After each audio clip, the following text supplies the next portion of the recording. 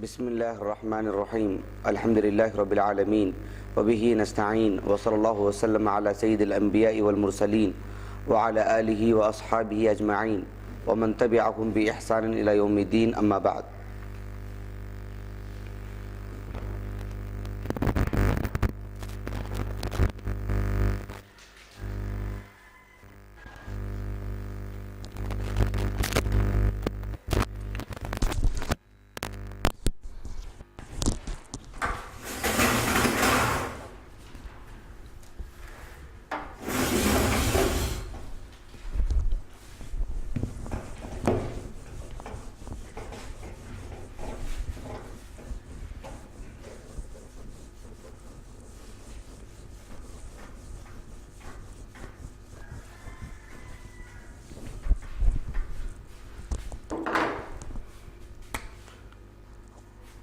آج کا ہمارا جو قاعدہ ہے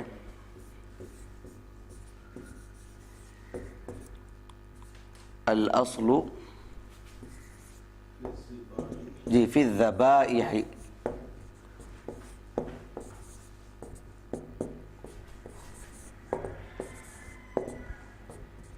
التحریم۔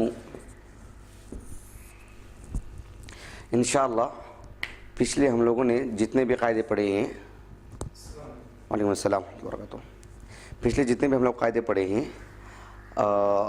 ویسے تو الحمدللہ کلاس میں لکھوایا ہوں، آپ لوگ لکھے بھی ہیں، سب کچھ ہے، ٹھیک ہے، لیکن میں جس ڈھنگ سے لکھا ہوں شاید ویسا نہیں رہے گا آپ کے پاس۔ ہر قاعدے سے متعلق ایک ایک ورق دوں گا اور بہت جلد امتحان لوں گا اس کا انشاءاللہ، ایک ایک کر کے لوں گا تاکہ آپ ایک ایک قاعدہ یاد کریں، انشاءاللہ اس کا امتحان پورا ملا کے لینے کے بجائے انشاءاللہ۔ الاصل فی الذبائح التحریم، یہ جو قاعدہ ہے تھوڑا دقیق ہے، اس کو سمجھنا ہے، اور اس معاملے میں مختلف موضوعات پر ہماری بات ہوگی انشاءاللہ۔ سب سے پہلے آپ یہ جانیں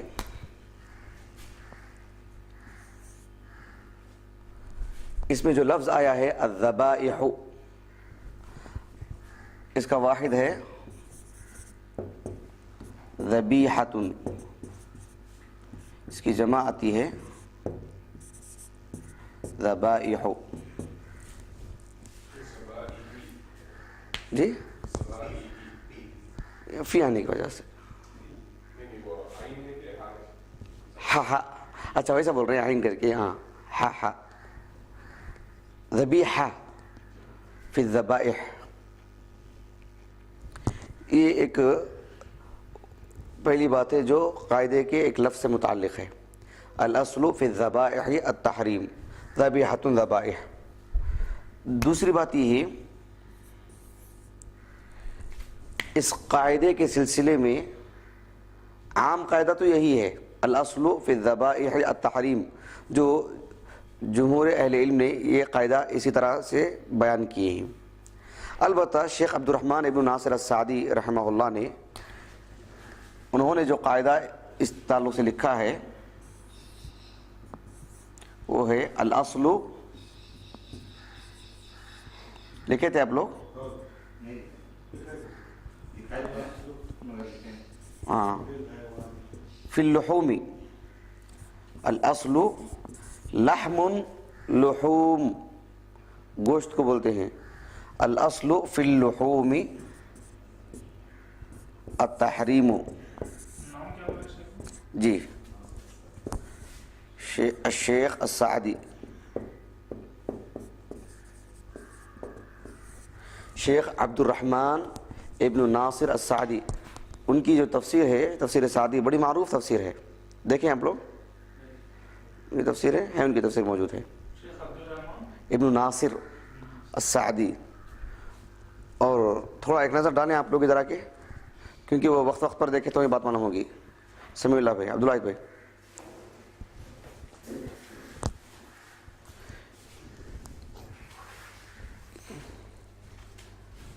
یہ کھولیے، ہاں کھولیے، کھولو، وہ بھی کھولو، ہاں یہاں سب سے نیچے کے آخری کی کتاب دیکھیں، پورا سیٹ ان کا، پوری کتابوں کا مجموعہ ہے ان کا، وہ مجموعہ عبد الرحمن ابن ناصر السعدی، دیکھیں آپ، ہاں نہیں 3 جلدیں غائب ہیں. جب کتاب ملی ہم لوگوں کو پوری کتاب تھی لیکن پتہ نہیں 3 جلدیں غائب ہیں اس دن سے ہی آنے کے بعد. یہ ہمارے مولانا ارشاد اللہ بھائی جو ہے وہ اللہ جزائے خیر دے ان کو, وہ ہمارے لیے بھیجے وہ. ہاں تو اپنے مطلب ہے کہ ایک عالم کا تعارف ہونا چاہیے. ان کی پوری کتابوں کا مجموعہ, وہ کتابیں ان کی الگ الگ الگ شائع ہوئی تھیں, بعد میں الحمدللہ ان کی پوری کتابیں ایک ساتھ ابھی شائع ہوئیں, ان کا پورا مجموعہ. آج کل ایسی ہو رہا ہے عرب دنیا میں, بڑے بڑے علماء کی جو تحریریں پھیلی ہوئی ہیں ان سب کو ایک شکل دے دیتے. ایسا سب کے ایسے ہی کرتے ہیں. شیخ ابن عثیمین رحمہ اللہ کی جو ایک بڑی تعداد میں تقریباً 22 23 یا 25 کے قریب جلدوں میں جو ہے ان کے پورے مجموعے رسائل, ان کے مقالات, ان کے رسائل, یہ سب جمع کر دی گئی ایک ساتھ. وہ 25 جلدوں کے قریب میں ہے. وہ ہمارے پاس نہیں ہے لیکن ہے. وہ ایسے ہی ہوتا ہے عموماً. بڑے بڑے علماء کے جو کتابیں ہیں وہ الگ الگ شائع کرنے کے بجائے سب ایک ساتھ کر دیتے ہیں تاکہ ان کا پورا جو ہے ذخیرہ محفوظ ہو. اللہ کیسے محفوظ رکھتا ہے دیکھیں الحمدللہ. یہ 1960 پر 8 میں 50 پر 8 میں انتقال ہوا ان کا. ہاں حال ہی میں, مطلب ہو گئے 60 70 سال. جی جی 50 پر 8 میں 1950 پر 8 میں. وہ انہوں نے اس قاعدے کو ان الفاظ میں لکھا. الذبائح کی جگہ میں کیا لفظ ہے؟ اللحوم. یہ اس کے متبادل لفظ ہے, ایسا نہیں. ذبائح کی جگہ میں اللحوم ہے. صرف اتنا ہی نہیں, اس میں مزید تھوڑی دقت دقیق بات ہے. اس میں مزید تھوڑی دقیق بات ہے. جی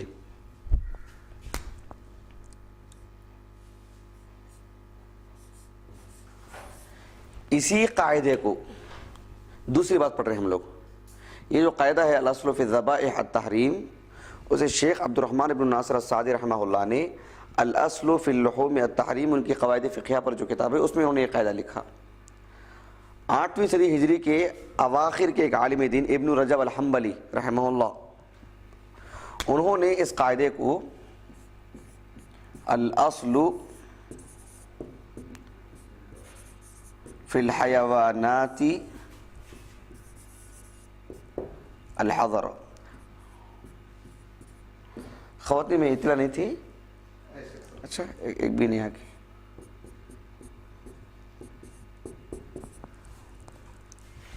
الحظر کے معنی معلوم ہے نہیں,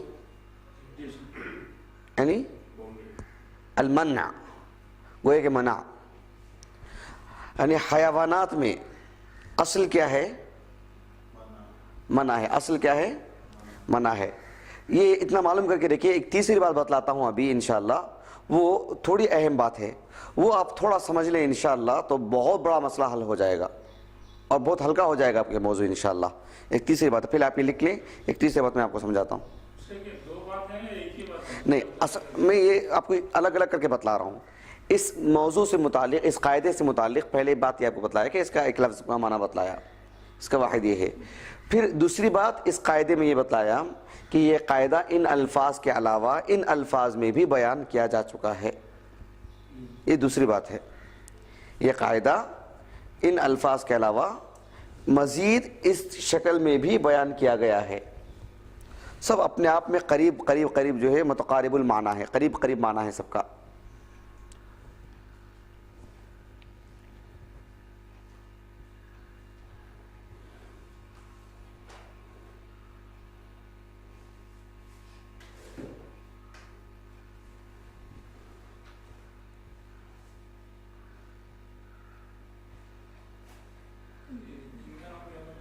ابن رجب الحنبلی رحمہ اللہ.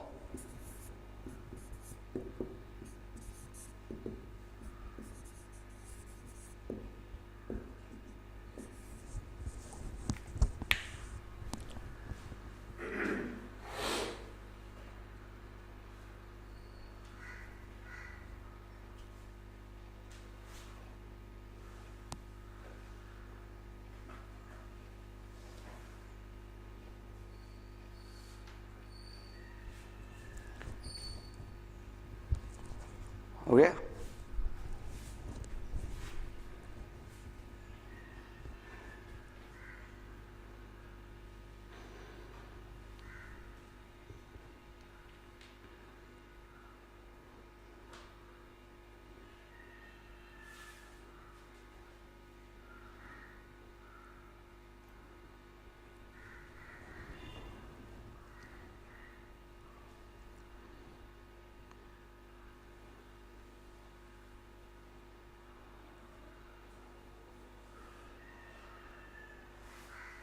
عبداللہ بھائی مٹاؤں؟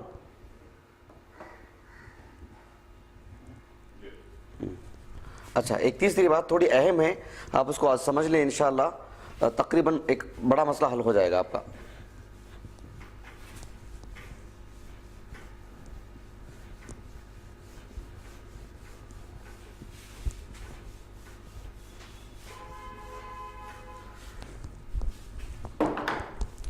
ایک تیسری بات ذرا اہم ہے، ہاں ذرا توجہ دیں انشاءاللہ، وفقکم اللہ۔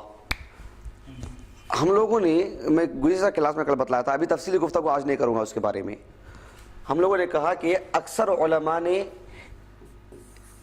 ذبائح کے بارے میں کہا ہے کہ اصل یہ ہے کہ تحریم، لیکن کچھ علماء نے کہا کہ الاصل فی الذبائح الحل، ٹھیک ہے؟ کچھ علماء نے یہ بھی کہا ہے، لیکن یہ بات صحیح نہیں ہے۔ اس کے تعلق سے ہم ان کی دلائل کیا ہیں، پھر ان دلائل کا جواب کیا ہے، اسے آنے والی کلاس میں پڑھیں گے انشاءاللہ۔ پہلے یہ بھی ابھی اپنے لوگوں نے نہیں پڑھا، لیکن یہ جو اختلاف جو ہوا ہے اس کی ایک بہترین توجیہ عرب کے ایک عالم دین ہیں دکتور یعقوب الباحثین، ان کا نام آپ لکھ کے رکھیے، بڑے معروف عالم دین ہیں، خاص کر قواعد فقہیہ کے چیپٹر میں ان کی بہت اہم کتابیں ہیں، اور پی ڈی ایف شکل میں ہے میرے پاس موجود الحمدللہ۔ دکتور یعقوب الباحثین حفظہ اللہ، باحیات ہیں۔ انہوں نے ایک بڑی اچھی توجیہ کی، انہوں نے ان دونوں کو سامنے رکھ کر کے ایک بات انہوں نے کہی ہے، لکھ لے تو بتلاتا ہوں میں آپ کو۔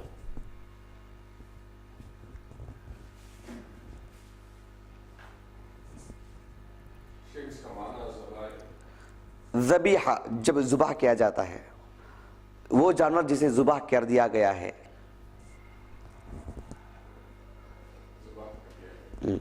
ذبح کیے ہوئے جانور،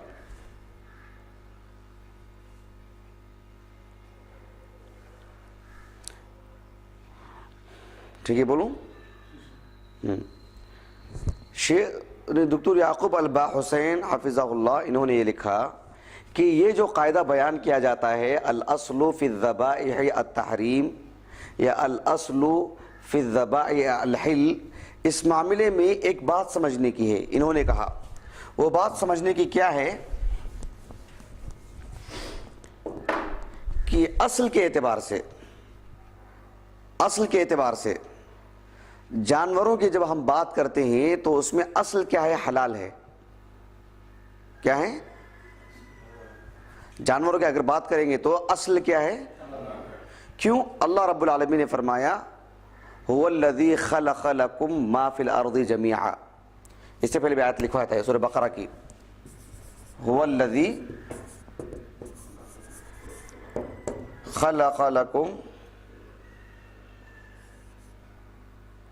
خلق الگ لکم الگ ہے، ما فی الارض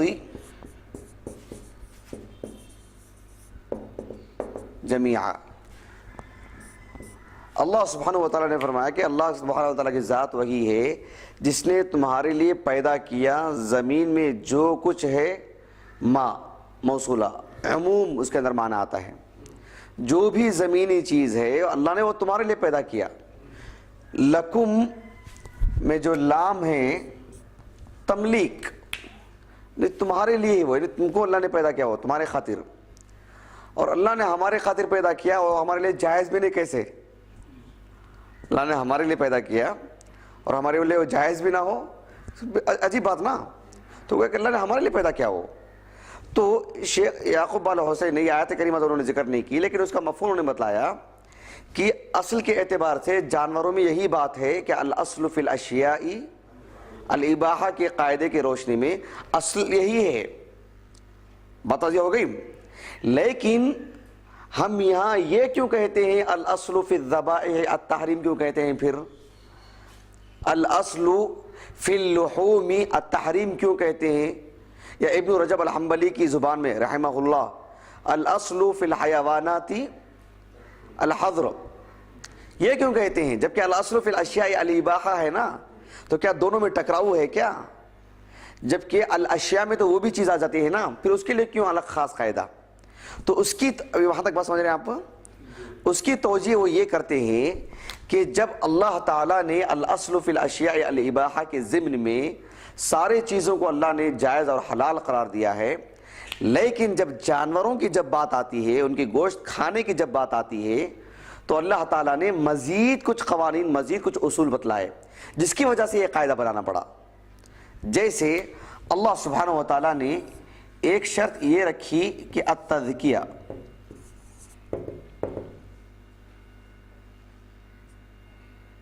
یہ تا ہے، یہ آپ اس کو لکھ لیں، میں آپ کو سمجھاتا ہوں یہ تزکیہ کیا ہے، آپ لکھ سمجھاتا، آپ لکھ لیں التذکیہ، ذال سے، زائی سے نہیں، ذال سے، ہاں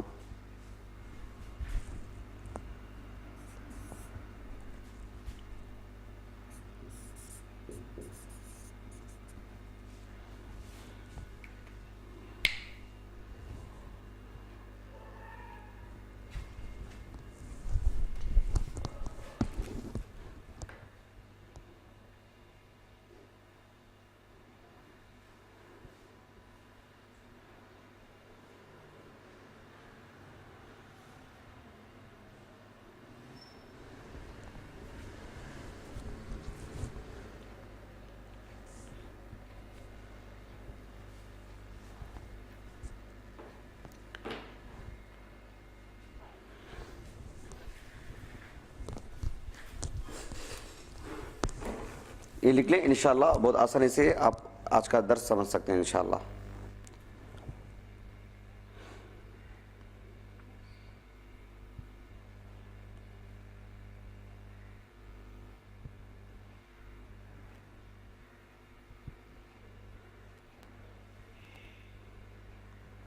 آپ میں سے شکاری کون ہے اچھے سے؟ کیا بول قاسم؟ رحلۃ العلمیہ میں شکار سے متعلق احکام و مسائل پڑھ سکتے ہیں، کوئی شکار کر کے دکھاتا ہے تو۔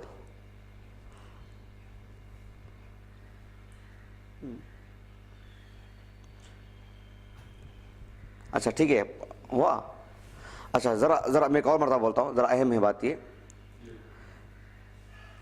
کہ یہ جو قاعدہ بتلایا گیا، الاصل فی الذبائح التحریم، الاصل فی اللحوم التحریم، اور یہ پورے جمہور اہل علم کا جو ہے موقف ہے۔ 1400 سال کی تاریخ میں پورے جمہور اہل علم کا یہی موقف ہے کہ الاصل فی الذبائح التحریم۔ معاصرین میں سے چند نے یہ بات کہی کہ الاصل فی الذبائح الحل، معاصرین میں سے چند نے ایسی بات کہی جی، یہاں تک پتہ ہوگی آپ کو۔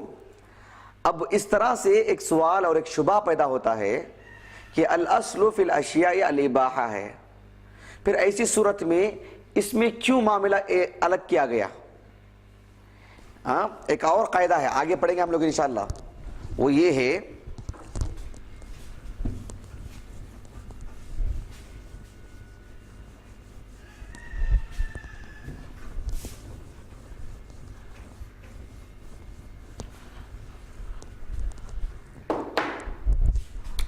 دیکھیے، ایک ہے الاصل فی الاشیاء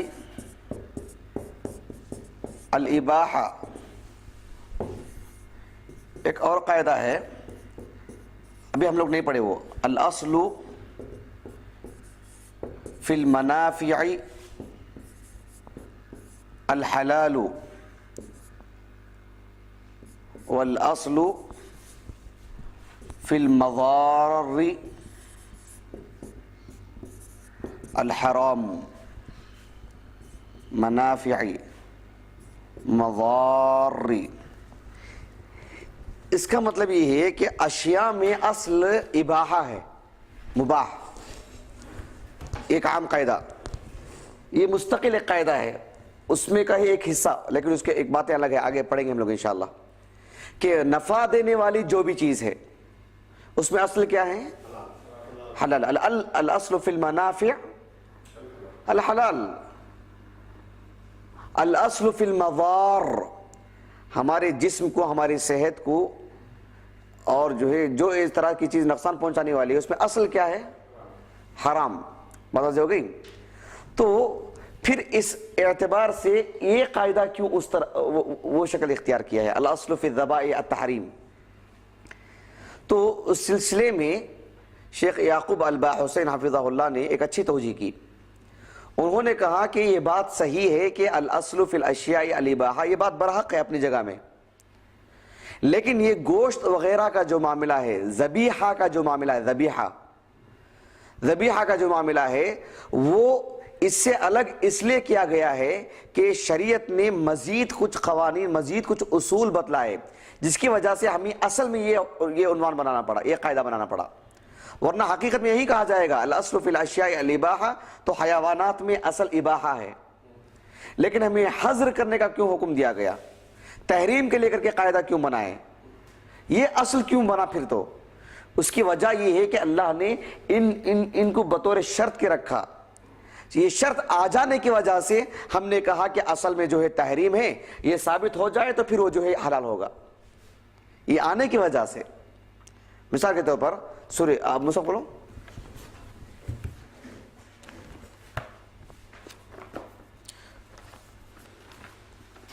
سورۃ الانعام دیکھو 6، سورہ نمبر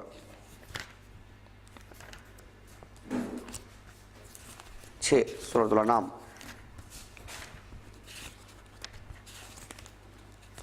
جی اس کی آیت کریمہ ہے 121، 120 پر 1.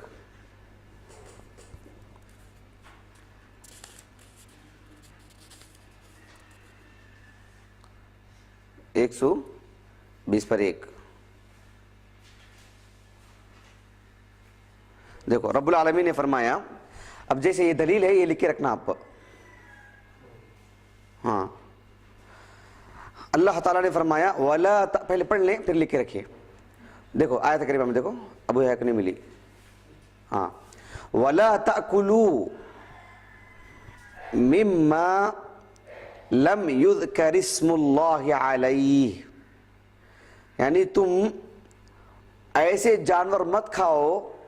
اور جانور کھانے میں کوئی جانور اٹھا کے ایسے کھائے گا کیا؟ کاٹ کے ذبح کر کے وہی مطلب، پاک کر کے صاف کر کے وہی مطلب پورا ہو.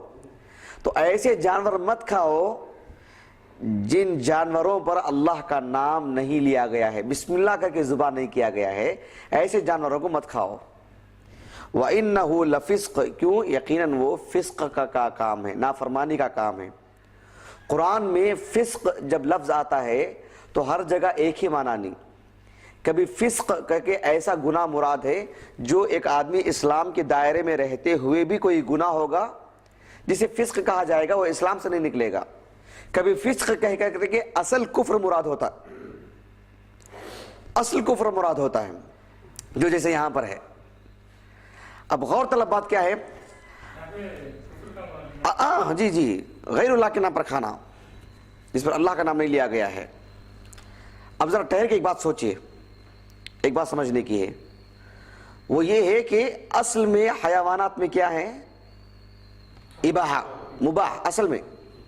لیکن اہل علم نے، جمہور اہل علم نے، ہماری پوری 1400 سال کے تاریخ کے جو بڑے علماء ہیں اور سارے ہی ائمہ اربعہ کے متبعین سب کچھ، یہ جو قاعدہ بنایا الاصل فی الذبائح التحریم، وہ اس لیے کہ پھر اس قاعدے کی وجہ سے پھر اس قاعدے کو رکھنا پڑا، اس شرط کی وجہ سے.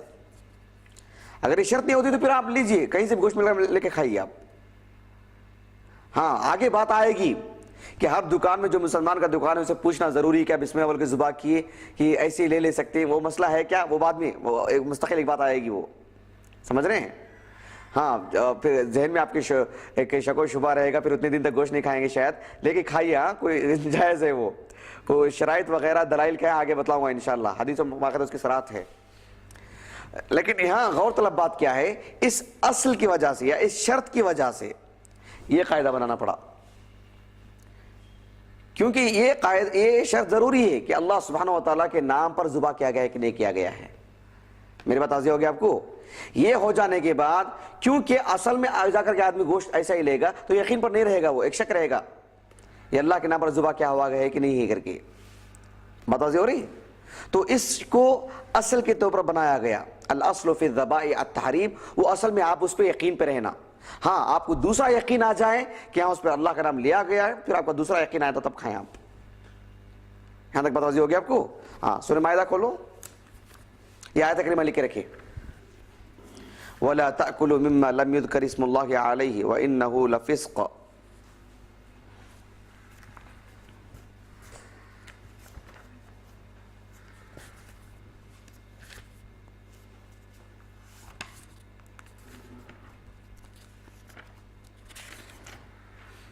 جی سورۃ المائدہ. ہاں نہیں، آرام سے جو لوگ یہ کر لیے ہیں، سورۃ المائدہ سورہ نمبر 5 آیت نمبر 3 دیکھیے.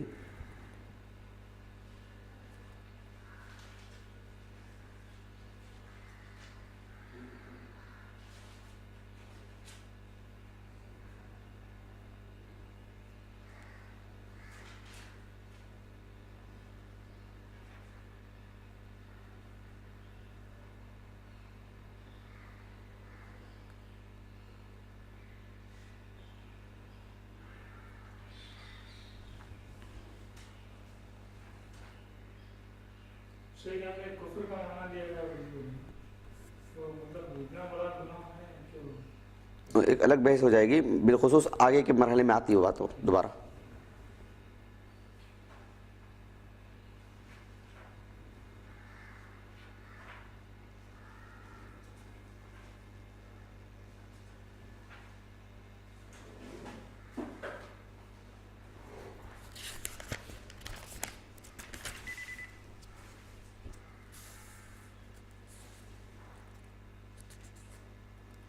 کیا پڑھے ہیں ہم لوگ آگے؟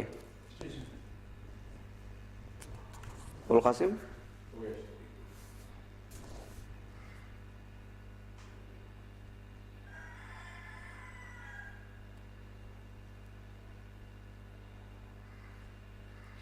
دین کا علم حاصل کرنے کے لیے بہت وقت چاہیے، یعنی بہت وقت مطلب ایک زمانہ چاہیے، اور مختلف علوم پڑھنا ہے. کئی علوم پڑھے ہی نہیں، چھوئے بھی نہیں، تب کہیں جا کر کے شریعت اچھے انداز سے سمجھ میں آتی ہے. ہاں ایک زمانہ لگتا ہے اس کے لیے. یہ سب پورے کلاسز ہونے کے بعد بھی یہ کنفیوژن رہے گا کہ اب اتنے سارے علماء ہیں، کس طرف جائیں، کس طرف کون سے کتابیں. وہی بتلا رہا ہوں، یہ جو ایک طرح کا یعنی اضطراب جو ہے نا، ایک پریشان کن جو نظریہ جو ہوتا ہے ایک آدمی کے اندر، ایک مضبوطی جو نہیں آتی ہے، وہ خود اس بات کی دلیل ہے. وہ اسی لیے میں نے کبھی آپ سے نہیں کہا کہ کتابیں لے کر کے پڑھو، کیونکہ ایک پورا نہج مل جائے گا آپ کو، ایک پختگی آ جائے گی. اس میں کئی علوم ہیں. سب سے پہلی بات عربی زبان میں پختگی، پھر جو ہے قرآن مجید کے اصول، اس کے تفسیر، شریعت کے مقاصد، اصول حدیث، قواعد فقہیہ، پھر جو ہے اسلامی تاریخ ہے، اور پھر اہل علم کے فتاووں پر بار بار نظر ڈالنا. اس کے کئی چیزیں ایسے، یعنی مطلب یہ کہ ایک نگرانی میں مستقل ایک موضوع کے طور پر، سبجیکٹ کے طور پر اصول فقہ ہیں. یہ سب اچھے سے جب پڑھیں گے پھر آپ کے اندر ایک تمکن پیدا ہوگا، ایک مضبوطی آئے گی. پھر آپ جو اصل میں کہ زمانہ لگتا ہے، اور بالخصوص عوام کا یہ حال ہوتا ہے کہ وہ عموماً بے صبرے ہوتے ہیں. وہ سمجھ رہے ہیں، عموماً بے صبرے ہوتے ہیں. وہ چاہتے ہیں کہ ایک سال میں جلدی کچھ کر لیں، جلدی کچھ کر لیں، ایسا چاہتے ہیں، ایسا سمجھتے ہیں. ایسا کچھ ہوتا نہیں ہے، الٹا نقصان ہوگا ان کو. اب عموماً دیکھو، جو مقررین جو ہوتے ہیں، تقریروں کا نشہ جن کو ہوتا ہے، ان کو جب تک ہزاروں کا مجموعہ نہیں ہوتا جوش نہیں آتا بولنے میں. سمجھ رہے ہیں؟ نہیں باقاعدہ وہ اسٹیج پر ہی بول دیتے ہیں، مجموعہ کم ہے میرے اندر، وہ ابھی جذبہ نہیں آ سکتا کر کے. ہاں نہیں سنتے رہتا ہوں، اس لیے بول رہا ہوں میں. تو لیکن جو ہے تدریس کے لیے ایسا نہیں ہو سکتا، بہت صبر چاہیے، اور اس میں تعداد کبھی نہیں دیکھی جاتی. سلف میں تعداد پہ کبھی دھوکہ نہیں کھایا، ہمارے سلف بڑی تعداد پہ کبھی دھوکہ نہیں کھائے. وہ چاہتے تھے کہ ان کو تھوڑی سی تعداد مل جائے، کیونکہ ذخیرہ آخرت بننا ہے اور کسی ایک کو تیار کرنا ہے. ابو معمر بن راشد کا نام سنے آپ لوگ؟ معمر بن راشد الازدی نام سنے ہیں؟ نہیں سنے؟ سن کے ہیں. 150 پر 6 ہجری سن وفات ان کا، بصرہ کے. وہ پہلے عالم دین ہیں جو عراق اور بصرہ کا، جو بصرہ عراق کا ایک حصہ ہے، وہاں سے نکل کے یمن کا دورہ کیے. پہلے عالم ہیں وہ. جب یمن گئے تو سر پیٹ لیے، وہ ایک زمانہ گزار دیے سر پیٹ لیے، کوئی پڑھنے والا نہیں ان کے پاس، سوچ لے کہ میرا علم ضائع ہو جائے گا. تو ایک طالب علم ملا ان کو جو ماشاءاللہ پوری دنیا پہ چھا گیا، عبد الرزاق الصنعانی رحمہ اللہ، مصنف عبد الرزاق. اللہ کا شکر ادا کیے بھائی ایک طالب علم تو ملا ماشاءاللہ. سمجھ رہے ہیں؟ ایسا ہوتا ہے معاملہ کہ شرعی علم کو ڈھنگ سے اس کے طرز پر پڑھنے والے نہیں ملتے، یہ پکی بات ہے. یہ بکھرے ہوئے دنیا میں کہیں رہیں گے، وہاں ایک وہاں ایک وہاں ایک، ایسا ہے معاملہ.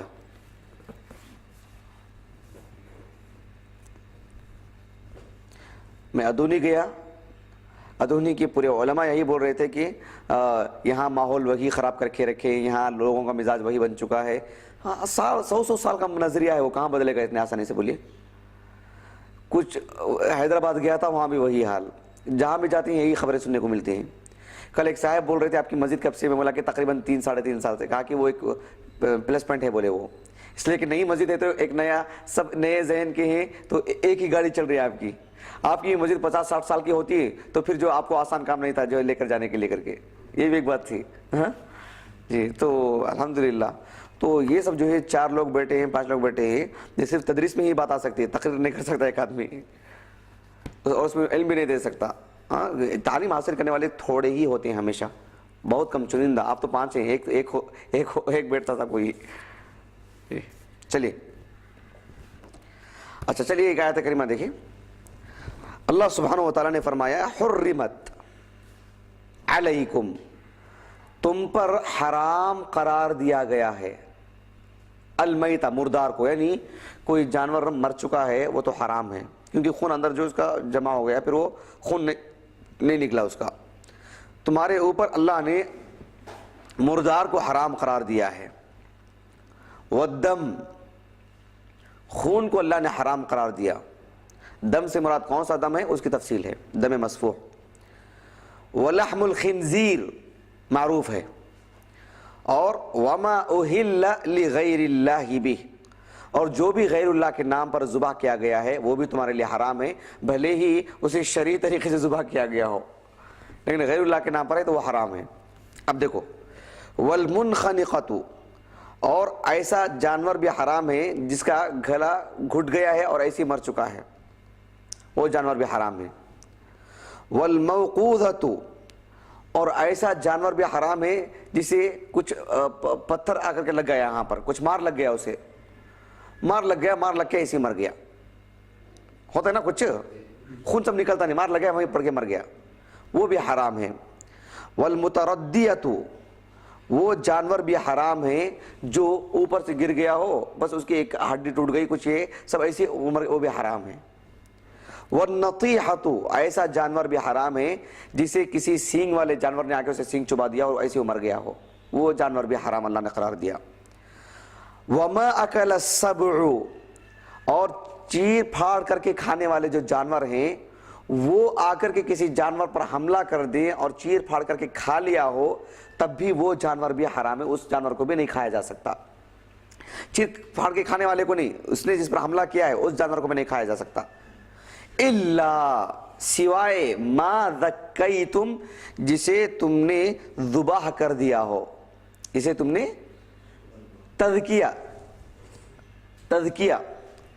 تذکیہ بولتے ہیں ذبح کرنا، یعنی اس کے اندر وہ پورا معنی آ جاتا ہے.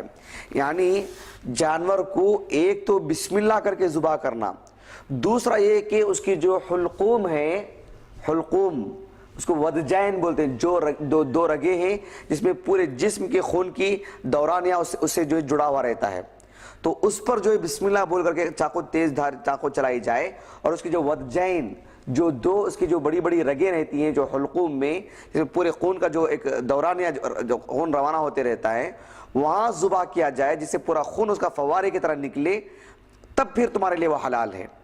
یعنی 2 شرطیں، ایک غیر اللہ کے نام پر ذبح کیا ہوا نہیں رہنا، گویا کہ اللہ کے نام پر ذبح کیا ہوا رہنا. دوسرا شرعی طریقے سے اس کے حلقوم پر جو پورا جو شرعی طریقہ ہے اس پر ذبح کرنا، وہاں ذبح کرنا جس سے پورا خون نکل جائے. یا نہر کی بات ہو تو نہر، گویا کہ ایک جانور اوپر سے گر گیا ہے لیکن ہے زندہ، ابھی جان ہے، تب آپ اسے ذبح کر رہے ہیں، پھر وہ حلال ہے تب. ایک جانور کو سینگ والا آ کے جانور نے مار دیا, وہ ابھی زندہ ہے, جب آپ نے ذبح کیا تب آپ کا حلال ہو جائے گا. ایک جانور جو میرے واضح ہو رہی ہے آپ کو, ہاں. تو گویا کہ دو شرطیں. اب آنے والا جو ہمارے پاس گوشت ہے, ہم کو یہ پتا نہیں ہے کہ یہ شرعی طریقے سے ذبح کیا گیا ہے ودجین کی طرف, یا بس ایک جو ہے کرنٹ شاک کے ذریعے سے اسے مارا گیا ہے, یا کچھ اور طریقہ اپنایا گیا ہے, یا جانور جو مر چکا تھا اس نے جو ہے اسے ایسی صاف صفائی کر کے پکا دیا. کس کو معلوم؟ میری بات ہو رہی؟ ہم سفروں میں جاتے ہیں, بڑی بڑی ہوٹلوں میں جاتے ہیں, گوشت پیش کیا جاتا ہے, کیا ہے الاصل فی الاصل, کیا ہے التحریم, کیا الحل کیا ہے, یہاں بات واضح ہوگی. یہاں وہ معاملہ آتا ہے. تو اصل میں کیا ہے, وہ حلال ہی ہے, لیکن شریعت نے یہ دو شرطیں رکھنے کی وجہ سے التحریم کی بات آتی ہے. کیوں؟ وہ تذکیہ ہوا یہ بھی نہیں معلوم, اسم اللہ اس پر آیا ہے نہیں آیا ہے وہ بھی نہیں معلوم, اس وجہ سے التحریم. وہ دونوں چیزیں حل ہو جائیں تو پھر الحل ہو جائے گا. وہ یہ بات سمجھ میں آئے گی آپ کو اچھے انداز میں؟ ہاں, یہ ہر جگہ فٹ ہونے والا قاعدہ ہے کیا؟ جیسے ہم کسی مسلمان کے دکان میں جائیں کہ بھئی آپ نے اس کو جو تذکیہ ہے اسے شرعی طریقے سے جو ذبح کرنے کا ہے ویسا کیا کہ آپ نے بسم اللہ کہا ہے کہ آپ نے یہ پوچھنا ہے؟ نہیں, قطعاً نہیں پوچھنا ہے, سمجھ رہے ہیں؟ لیکن اس کے باوجود بھی اس قاعدے کے اندر کیا اثر ہے, کتنی چیزیں ہیں, وہ احادیث کی روشنی میں اور جو ہے انشاءاللہ ہم لوگوں سے تفصیل سے پڑھیں گے, وقت بھی ہو گیا ہے. پھر یہ پورا پڑھ لینے کے بعد میں سمجھتا ہوں کہ آپ کو اطمینان ہو جائے گا. مزید الاصل فی الذبائح الحل جنہوں نے کہا, انہوں نے کن احادیث سے استدلال کیا, کون سے آیتیں ان کی پیش نظر تھی, کیا ان کا استدلال صحیح ہے یا ان کا استدلال غلط ہے, کس اعتبار سے غلط ہے, اس کو بھی ہم لوگ پڑھیں گے انشاءاللہ. پھر اہل کتاب کا ذبیحہ اور پھر جو بڑے بڑے مال میں جو گوشت جو ملتا ہے پیک ہو کر کے, اس کا شرعی حکم کیا ہے, شرح صدر کے ساتھ یقین کے ساتھ ہم کو کس طرح سے ہمیں لے سکتے ہیں نہیں لے سکتے ہیں, اس پر انشاءاللہ ہم لوگ پڑھیں گے انشاءاللہ. سبحانک اللہم و بحمدک, اشہد ان لا الہ الا انت, استغفرک و اتوب الیک. یہ ریکارڈ نہیں ہوا.